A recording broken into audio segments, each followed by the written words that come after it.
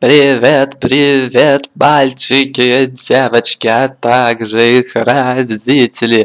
Ну что, пойдем в киношку? Да нифига, зачем? Лучше сэкономьте деньги и послушайте наши офигенные обзоры. Сегодня наша рецензия посвящена фильму «Трейсеры».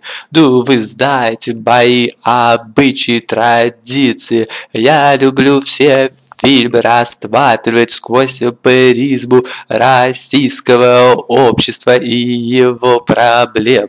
Именно поэтому в моем варианте фильма «Трейсеры» место действия Россия, недалекое, да-да, как всегда, недалекое будущее.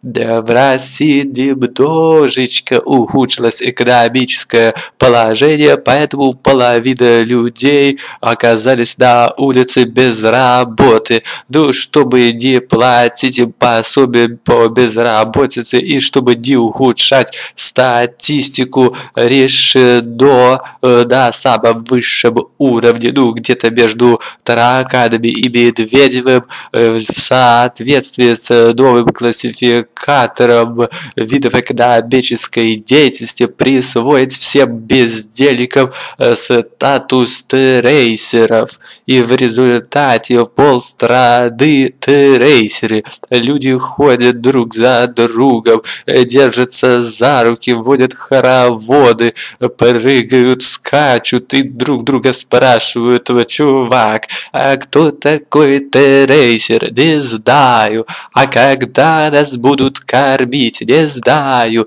А что мы будем делать? Не знаю. Так может быть мы безработные тунеядцы, нищеброды? Нет, мы трейсеры. Трейсеры звучит гордо. Пойдем зажарим голубя. Да нет, ты что, мы же не бомжи, мы трейсеры. Пойдем устроимся на работу. Дурак, что ли, мы же уже работаем трейсерами. Пойдем покопать картошку. Ты что, дурак, это же песня. Антошка, Антошка, пойдем копать картошку. Это неправильно, трейсеры себя так не ведут. Ну, замечательная, острая политическая, социальная, экономическая сатира. Замечательный фильм, возможно, его повезут в Америку, да, Оскар. Ну, Оскар вот, конечно, не получит, а вот режиссер по мордасам-то точно получит от трейсеров. Ну что ж, дорогие мои, подписывайтесь на мой канал, ставьте палец вверх, скоро все мы будем трейсерами.